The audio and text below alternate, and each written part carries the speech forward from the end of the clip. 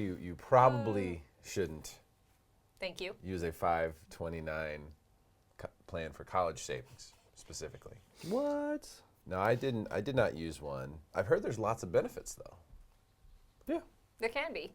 There can be. There can be if everything goes exactly as according to plan, based on all the predictions that you made. What predictions do you have to make?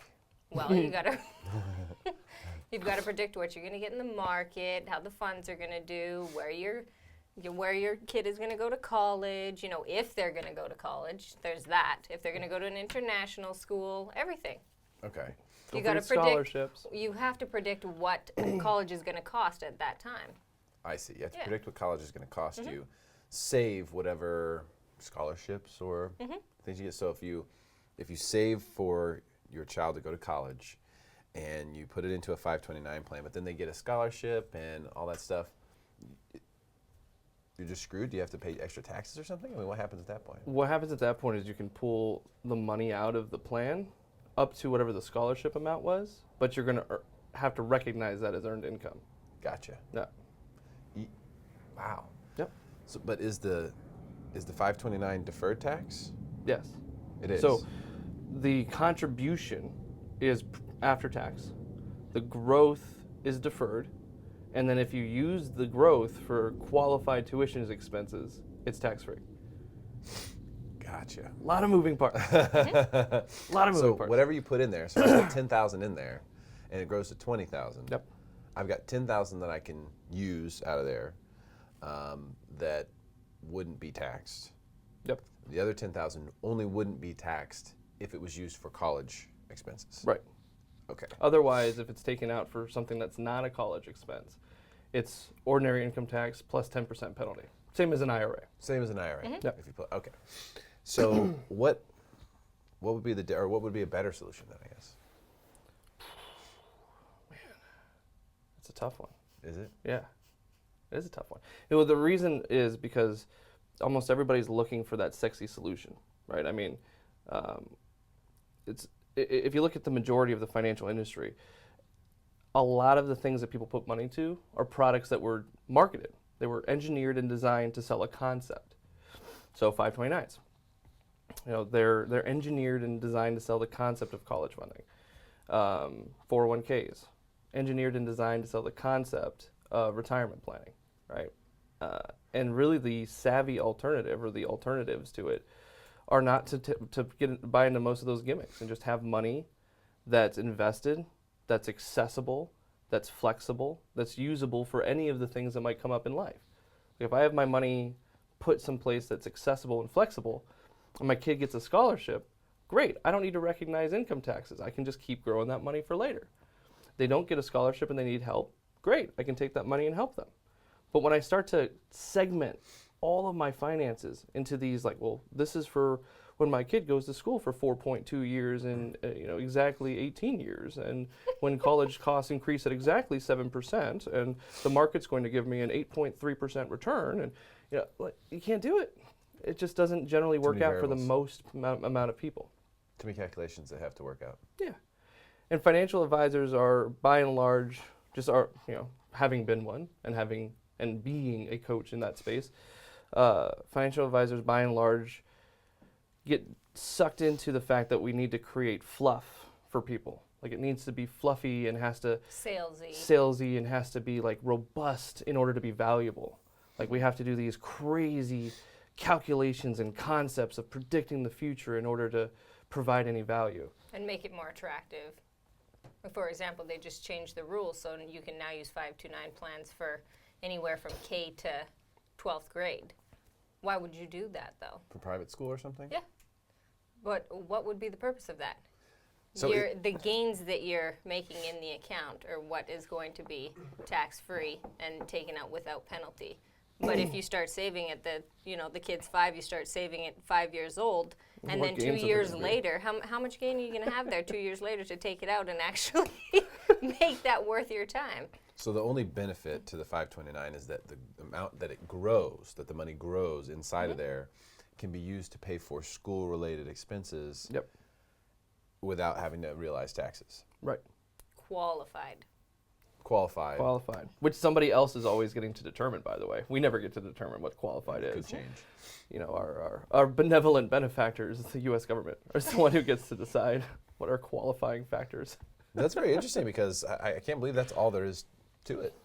Well, so the concept of them isn't bad, right? You know, how 529s, how they work.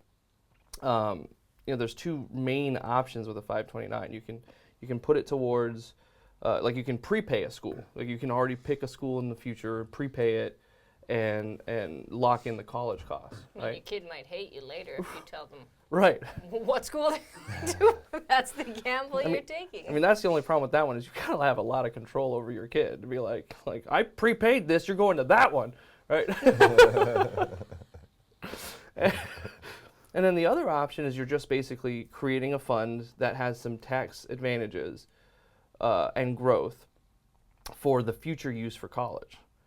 But again, it's difficult when you start segmenting portions of your money versus having it all available. Like if I segment X amount of dollars and then it's just for schooling and then I use it for schooling, I have to use all of it, right? So I get creative. I use all of it for schooling. Not only did I just lose everything that I built to that point, but I lost any future growth that could have occurred there. Whereas if that money was outside, flexible, and maybe I didn't need to use all of it for schooling or needed to use none of it for schooling, right? Because, you know, finishing that thought, then it could keep growing, right? It could keep being used for other things in my life. Maybe I then help my kid with a down payment on a home instead of with school. Or maybe it just goes to my retirement because, you know, let's face it, some kids out there don't ultimately go to college or don't try hard in college, don't pay a lot of attention in college, drop out of college, right? So imagine for a second, like I can only imagine what I would do, but imagine you've taken so much of your time and effort and you've funded this account, you fund this account, and then your kid's like, yeah, I don't like college. I'm going to go to, you know, just this guy told me about this life insurance thing. I'm going to just go sell that. What?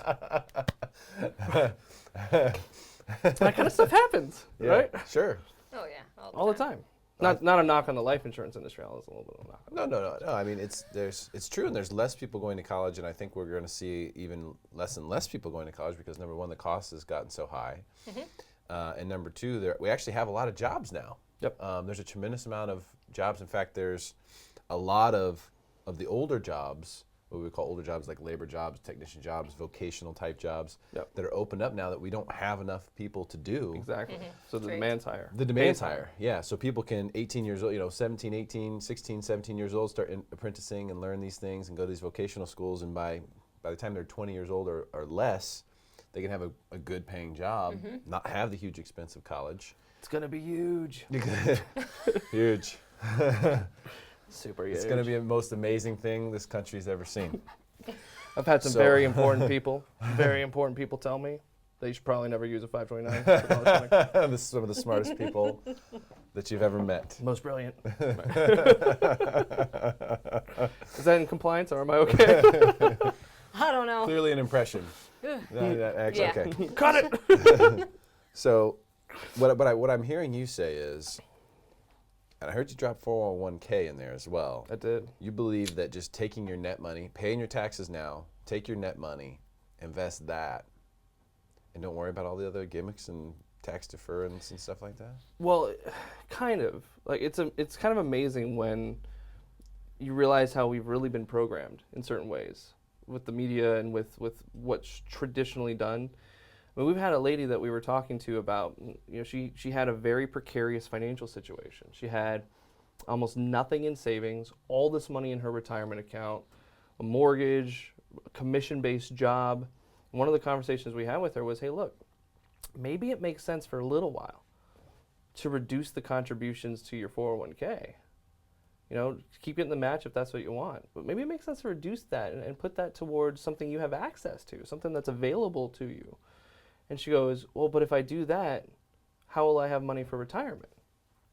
And that's sometimes how people actually think is that It's the only psychological. way I'm going to retire is if I have money in a retirement account. Like if you had money in savings and you didn't touch it and you got to when you wanted to retire, what could you do? She goes, oh, use it for retirement. I'm like, bingo. Not that you would keep it in savings, but it's just an example, Yeah. right? I think it's so often that we take for granted how turbulent life is. And we act as though things are going to go our way all the time. And we set up plans as if nothing can go wrong, or nothing is going to go awry, or nothing is going to change. Hoping nothing will go wrong, I think, is usually what it is. Yeah. Yep. It's not that we expect nothing to go wrong, but I think people hope that nothing goes wrong. And I see that. Yeah, yeah. you know what I mean? So it's not as the intentions are good, but life happens. Right. It happens to everybody. It's happened to me multiple times. Yep. So the interesting thing about this 529 plan, though, is that I think what's happened and why I thought it would be a good thing to talk about today is because the expense for college is so great now. Yep. I mean, it's crazy how much college costs. So I don't know if you guys know this or not, but I go to Claremont High School and talk to the freshmen there and the seniors every year. Sweet. What about? It depends. So for the freshmen, talk to them about something completely different than the seniors. But usually with the seniors, we're talking about college. And I tell them to look at their, college as an investment in themselves. You have to look at it that way. What's your return going to be? And spending $100,000 to $150,000 to get a degree that's going to earn you $30,000 to $35,000 a year may not pencil. It just may not pencil. Right. But I like liberal arts. Sorry. You've been in drama class your whole life. Sorry It's if I- totally fine.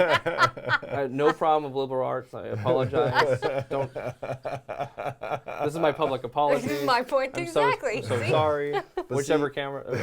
But see, that's the thing, though, and so you have to make a sensical decision, and so what's happening is a lot of parents are realizing that they're going to have to do something to help their kids, otherwise their kids are going to be screwed. Right. I mean, enough people have seen enough, college students get out of school. It's like, wait a minute, how much do you have? How much? Right. 120,000? You didn't even fucking graduate. Right. How do you have 120,000? You know what I mean? I have a buddy right now who's bartending. Sorry, brother. 80,000. Architecture school. 80,000. Well, he can craft a hell of a drink, I'm sure. Did not graduate. But wasted 3+ years of time and is basically doing the exact same thing he would have done if he had never gone in the first place. Right. But now he's 80,000 to pay back. Yep. So that actually kind of leads into the paradigm shift that we try to teach parents, because nobody can fault a parent for wanting to do the best for their kid. I was a recipient of that. My parents tried to do everything they could for me, and what it translated to in college for me was I was actually really, I'm going to disclaimer this because I'll tell you in a second. I was actually really lazy in college. I kind of just expected things to happen. I didn't value it. I wasn't paying for it. I was just going. It just felt like school, right? And I couldn't make that distinction because I wasn't responsible for it.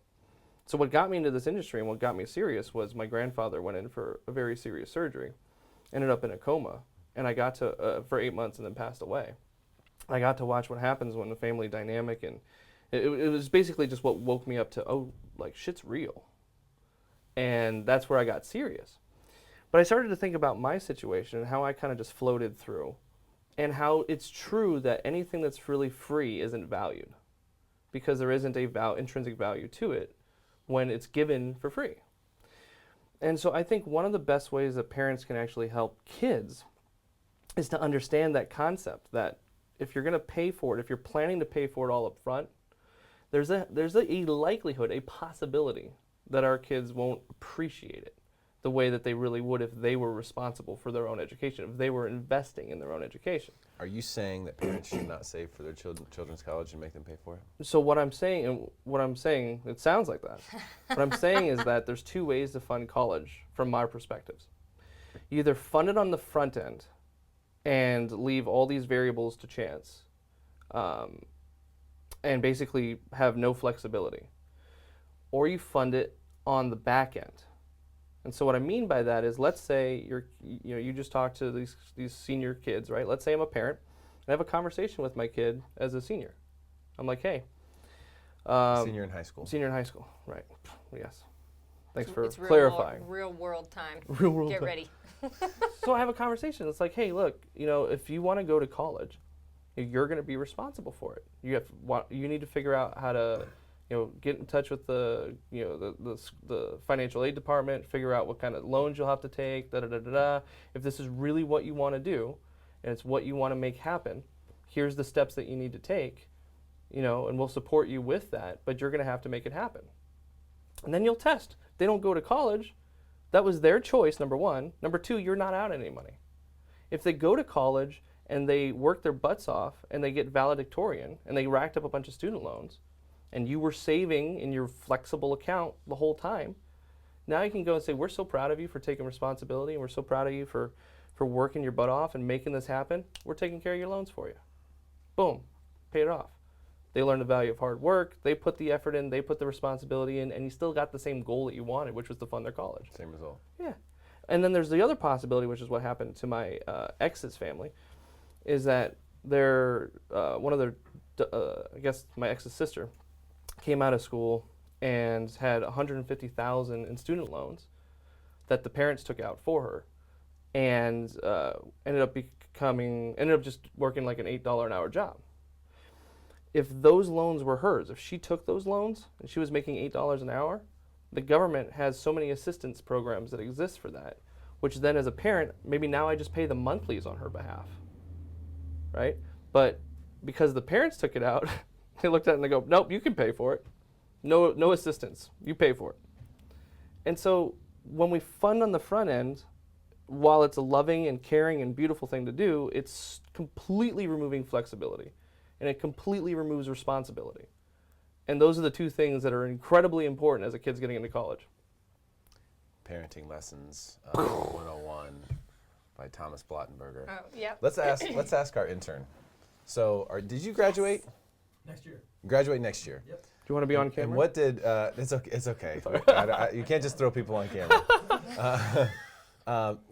So what did Scott do for you as far as college was concerned? Did you pay for it? Did he pay for it? Yeah. So the thing that we tried to avoid was, you pay a lot more money when you take out loans. Yeah. And so I had a lot of savings from high school. I had a lawn business, and so I had, You had saved money yourself I had saved money from work the that you very did. beginning in high school. I like this guy. My dad said, hey, if you want a car, you're paying for it, I'll pay half, all this stuff. And so a lot of what I do is I pay for pretty much everything but the tuition, and that was from the very beginning. So my rent, my expenses. Gotcha. So he just helped you with tuition. Yeah, he helped me with tuition. And you paid So for you everything knew else. there was responsibility coming up on. Oh, absolutely. Yeah. Yeah. Bingo. I think that just because he was paying for tuition, the responsibility wasn't completely absent.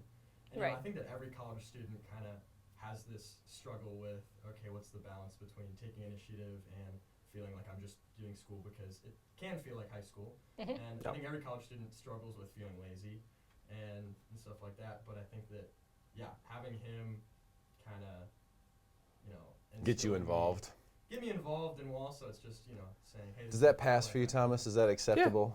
But it's a perfect example of just being involved in your own future, involved in your own life and responsible. And just as a total, like I feel you is I still get lazy occasionally too. Like, it happens, right? It's just called being human. So just saying, it's not something that's going to stop in college. You know when things are bad for you and you keep doing them. Right. Yeah, like donuts. Oh, donuts.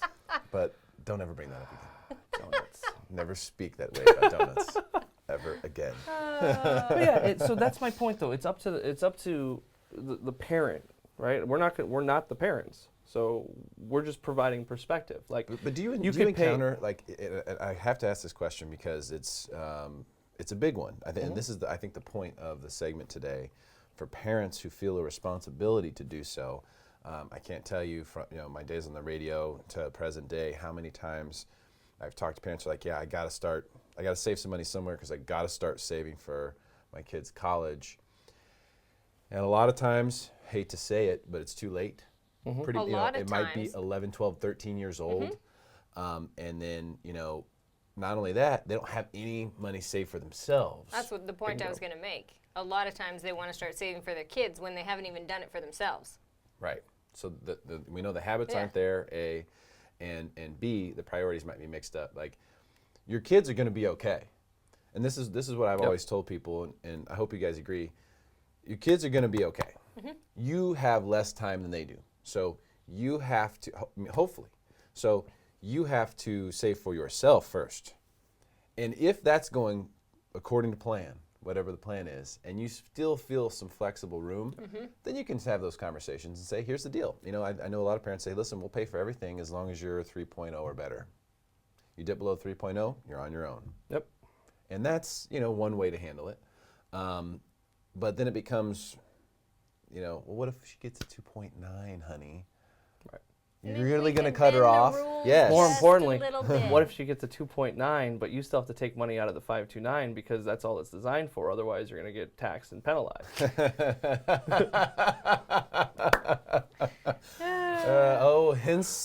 Hence why you probably shouldn't use Bring a it back. 529 We just brought it college full savings circle. plan. Probably shouldn't. But Thomas, what about all the tax benefits? Well, in California, you don't get a tax deduction for the contribution. So One of my favorite Is that right? One of my favorite true, yeah. colleagues. I think there's only about 30 states in which you get like some credit or a small tax From the deduction. state? Wow. Yeah. One of my favorite, but there are tax benefits if you use it for qualified expenses, right? One of my favorite colleagues in Hawaii with our old firm named Mike Staggs, like, funny guy. I love him to death. But one of his taglines he would always say about stuff like that was, "You're letting the tail wag the dog, right? The tax tail is wagging the dog," and it's the same idea of like, why plan? Like, why have something that's so little affect all the other decisions? So the tax benefits don't, in our opinion, outweigh the loss of flexibility, the loss of design framework, and the potential pitfalls that occur when you use them. The other thing about a 529, and not that many people are going to qualify for FAFSA or get FAFSA. I mean, not many really get full benefits with that. But a 529 is like the devil as it relates to a FAFSA, because how the how the FAFSA treats a 529 is, let's say you had 3 kids, and you had, I don't know, let's say 50,000 saved for each. And the FAFSA is the federal application or the For financial. student aid Yeah. or something like that. So it's student aid Right. application. And what they do is they act like Oprah, basically. And then you have you have 50,000 for each student, Can't wait for this one. and they go, 50,000 set aside for each kid. And you got 3 kids. They go, you have 150,000. You have 150,000. You have 150,000, and they apply that for the FAFSA. So they take the So that's the Oprah part. yes. Was it? You get a car. Yeah. You have pretty much. 150. You have 100. So it treats it as if each kid has that because they have access to that. Bingo. Because you can change the recipient That's of the that's 529. a big ding to take. Yeah, a little bit. That's a big ding. No, that really can be a big deal Oh yeah. because they only give out so much aid. The other thing that I think is important here, and this is the main thing that I don't like to teach with fear, but when I talk to the high school kids, especially the seniors, I do have to instill the fear of student loan hell into their brains, because most people don't realize. Well, first of all, most people don't realize that bankruptcy exists or how it works or anything like Right. that in the first place. But the reality is, It's a restart button. you can get yourself into a lot of trouble and get out of it, except student loan debt. Oh, that'll That's go to trouble the grave you with you. cannot get out of it. In fact, there was a recent case, and Trump's trying to do something to change this, but there is a recent case where a disabled veteran who became, I believe, paraplegic, had student loans and had tried to get forgiveness for those loans, had tried to file bankruptcy, and they wouldn't discharge the debts. Now, can you imagine someone who serves the country, See, that just becomes pisses me off. disabled, then gets into has another injury where they absolutely cannot work? It's impossible now. Yeah. And there's no way to discharge the debt at all. So, it's student loans are There is so one difficult. way to discharge them. Is that if they're public loans and you die, they go away. Okay. I mean, I'm not saying But that you have to that's- die first. I heard you laugh. I'm not saying that's the solution. I'm just saying there is a way. But you have to die. Yes. So they don't Come go. on. They don't go with you to the grave. They visit you and then they disappear. Yeah. That's I could tell Somebody you a that joke served his about that, country and basically put his life on the line, and there's zero support for him So, in that regard. so Trump has initiated something that is going to actually forgive all student loan debt for qualified disabled veterans. And I don't know what the disability rating is yet, but there's going to basically draw a line there and say, hey, if you're this much disabled or more, we're going to eliminate your student loan debts. And it's just across the board, like type of thing where you just have to apply for it. And I think it's amazing, and it should Yeah. be that way. And a lot of people get in these student loans, and because of the fact that you can't ever get out of it, they're willing to give the loans to anyone at any point in time. In fact, now kids are not just getting so they're loans. like Oprah then. Yes. Yes. The student loan companies are like They Oprah. You packaged get a loan. it so you get a nice. loan. It's like a pile of shit with a bow on it, basically. Callahan Motors or whatever. So what they've done is they've said, we'll give loans to anyone because we know you have to pay us back. And not only are we willing to give you a loan for your tuition, but we're willing to give you a loan for your expenses, your rent, your food. So student loans now aren't just, back when I was getting student loans, which I didn't end up getting, I ended up getting grants and then paying for it on my own. I got one student loan for $4,000. But it was like you had to tell them, what is this for? And it had to be for only 2 or 3 different things. It had to either be for books, tuition, or something else. But it was like very few things it could be for. Now they're just like, how much do you need? Yeah. See, there's 10 not- grand? Cool. Here you go. You need another 10 grand? Let us know. Yep. And that's how it is. And you just, so it's not, and The so first 10 grand's for free. really? Just to get you hooked. But they just keep coming back, and so people live this life in college, and they don't realize, wow, I only paid $40,000 for my degree, but I have $100,000 in student loans, and that's what I was alluding to earlier. Yeah. So like people have $80,000, they didn't graduate. People have $120,000, they didn't even graduate. Right. How do you get $120,000 And not graduate. without graduating? It's because they're just giving you the money away. Right. Because they know you have to pay it back. So that's the thing I try to scare the hell out of the kids with, is that, listen, you will have to pay every dime of this back. Yep. Yeah. Now, and there's Know a flip. that. There's a flip side to that too, though, right? And it's all about perspectives. But there is a flip side to that, like, because I think just there is fear in that, right? And the majority of how we as a society approach debt is that it's bad, it's scary, it needs to be gotten rid of as quickly as possible, all of those things.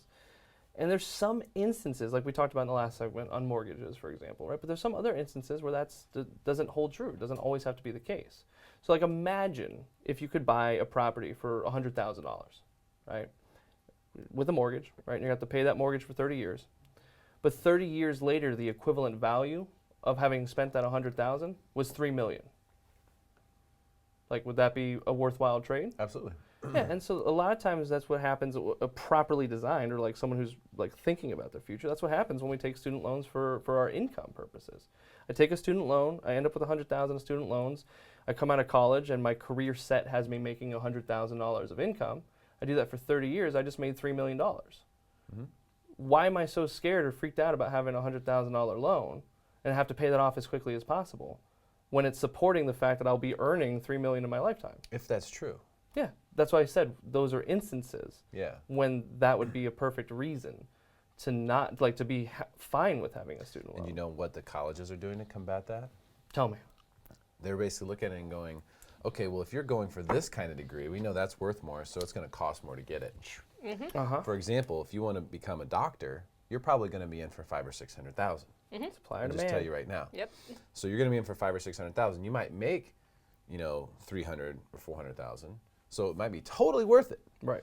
But they have set it up. So they know where the money is, and they'll put up essentially a blockade that says you got to pay this much to get through here. Yeah, they're a business at the end of the day. That's just like the biggest media. That's why you business. see commercials on student loans. You don't see commercials on what kind of grants you can get or what grants are available.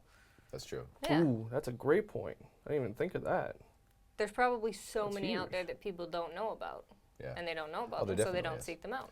I'll give you an example, and you should verify this on your own because I was told by someone, a reliable source, but Cal State San Marcos, right, is a nice little two-year college in San Marcos. If you live in San Marcos, if you have a San Marcos address, you can go there for free. Sweet. For free. So you knock out the first couple years. Does a P.O. box count? That is a San Marcos address. Do you live in it? Is the question. I could What try. kind of proof do they need? We could superimpose a little picture of you, little tiny Thomas. I need Does it have to be a real residence, or what are we talking about I need to here? become a contortionist then. A little hyper-imposed picture, little tiny Thomas in there, like making a fire, roasting some ribs. Yeah. But that's a perfect example. Like there's so many of those little nuancy concepts and ways people can get money that it doesn't ever really actually get talked about. So the College 529 savings plan will work if, or it seems to be worth it if, you know you're going to use it, because you're going to have to use it. Not just it, but also the growth that takes place, right? Because if you Hoping you that would- there's If growth. there's growth, If you there's put- restrictions on what you can purchase inside a 529. 529's plan. But let's say I Yeah. put 50,000 in over the course of, like for example, with my daughter, I've been putting $300 a month in since she was born, every month. Since she was born, and that was what I said. Okay, I'm going to put into the. But I didn't. It's not a 529. It's a separate account. But that was in my mind, her college Yeah. money. Yeah. And so, $300 a month, you put it in there, and let's say over the course of this 18 years, you put in 50,000, but it's 100,000 now. So you've grown. Right. You've doubled it. Right. Over the course of 18 years, which you should. Rule 72, it should double a couple times maybe. So if that's the case, then if I'm in a 529 plan, I have to use that whole 100. Now if she gets a scholarship and this and that, and I only have, let's say, 20,000 qualified expenses I can use it for, then I've lost there. That has not worked out for me, because if I had have made that money in a different account, and let's say a post-tax account, just a regular investment account, then I would have easily been able to help for the college, but I wouldn't have lost on the tax advantage. Bingo. Right. So if Or be penalized. So you have to hope that it doesn't grow too much. You have to hope that you get the right amounts. They have to know that you're going to use it. If you do use it, so if, let's say in that same scenario, I put in 50, it grew 50 over the 18 years, and now I have 100, and she needs 100,000 exactly in qualified expenses, then it worked out perfectly. Now I got my growth tax-free, I got the first piece tax-free, She's going to a qualified university. it's going to a qualified school, and it worked out perfectly. Yep. But that's how it would have to work in order for it to make sense. Well, and that's traditional financial planning on almost all fronts operates that way. It's this has to work, this has to work, this has to work, this has to work, this has to work, this has to work, and then the plan works. But if this portion doesn't work, the plan falls apart. That's how almost the entirety of the traditional space is, as it relates to just insurance decisions, as it relates to college decisions, as it relates to retirement decisions. It's all based on that. When it comes to just transitioning very briefly, insurance, one of the things that used to drive me nuts, and it was like kind of like playing God, they had this thing called a capital needs analysis. Super cool title. Remember I was saying in the beginning, like the whole fluff? Yeah. What you would do is you'd sit down and you'd go, like, or what they would do is figure out, all right, so how much do you have in assets? What do we expect that growth rate to be? You have kids. What kind of school are they going to go to? Public or private? Are they going to be there for 4 years, 5 years? Like, how long are they going to be there? All right, what kind of Social Security benefits are you going to have? Well, based on all of those factors, you need $567,897 of life insurance. And you sit back and go, how the hell? How do we know any of those things are going to happen? But they made a purchase that is like set in stone to a certain degree, based on a bunch of random ass numbers that are going to change. That's the entirety of the traditional planning industry, and then no wonder it doesn't work for most people. I mean, think of it this way. Yeah. We've had traditional planning for, let's say, 50, 60 years maybe, a little bit longer than that. What were we talking about with the baby boomers, the retirement crisis? Yeah. So if it has been working, why are so many people struggling? I think at the end of the day, it's still too much in the individual's hands. Wow. It's still in the hands of the, let's call it uneducated, right? Or people who are not held accountable. People our- are unempowered. Not our and live people who viewers. Those guys are Well, I mean, educated. uneducated about investing. I'm just saying the 4 people are watching. I Yeah. like them. They're awesome. It's 5 now. Oh, boom. Boom. No, it's both, right? Like, we don't expect, so as Shauna and I, we don't expect people to know this stuff. Like, we've spent years studying and years going, that doesn't sound right. Like of the stuff that we studied. Like, oh, you should do this for a plan. Like you should figure out that kind of insurance strategy, or you should figure out this kind of college fund. That doesn't sound like it's going to work for most people. And then having to actually test that and see it, right? So we don't expect people to know that. The problem with the majority of the industry is that it just tells people what to do instead of teaching them how to think about it. So if I just tell you to do something and then you do it, is there any power in that? Can you discern for yourself how, as life goes on, maybe ways to alter it, ways to change it, ways to impact it yourself? No, you'd always rely on me to have to tell you. And I have a perfect example of that. So somebody I recently met said that she took a Dave Ramsey course and she filed for bankruptcy last year and wiped out all of her debt. The other day I had a conversation with her and she was reiterating to me that somebody had to basically tell her, look, your spending habits are getting out of control again. Like you're just spending wildly, you're not sticking to your budget, you're not basically doing what you said you were going to do. And the reason that's happening is because she didn't change the habit. She wiped out the problem, which was the debt in her mind, when really the problem was her spending habits. She did not change the habit. So she's getting right back into exactly what put her in the hole in the first place. So I can see there's a couple of conversations. We're going to have a tax segment for sure where we go into some of these things. Of course, riveting. Yeah, I know. I mean, we're going to have to model out some of these things we've discussed. Yeah. And then we're probably going to have to talk about, I mean, you talk about, behavioral standpoint, and a debt standpoint, and a pay yourself for, budgeting. I've heard you say in the past, budgeting is stupid. Yep. And so we've got to talk about that too, because I think what we're seeing here, and I'm just looking at trends, I'm not making any predictions about what's going to happen in the financial markets, but Sure, Derek. sure does feel like the last time we were at the top. When you look at certain things like credit card debt increasing, student loan debt being even higher than it was last time. You look at some of the things that are happening with home values, stock markets. You look at all-time highs kind of across the board. Yeah.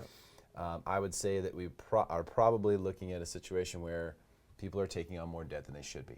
There's a lot of HELOC, there's a lot of home renovations going on. You drive down the streets in most neighborhoods, you start to see everybody's redoing stuff, getting the pool. They're all watching HGTV. It looks super easy. All that stuff. We have short-term memories as a society. All that stuff was happening last time too. So it's just, I'm just telling you, a lot of those same things are happening. And if that's the case, it's never too late. It's never too late to make a smart decision. It's never too late to take a look at things and start doing things the right way. And it's never too late to save some money. We're on back on. That's for sure. And invest some money. You guys are amazing. That's Thomas and Shauna. Paradigm Shift Financial. You are now officially smarter than everyone else. Stick around. Bomo. We'll see you soon.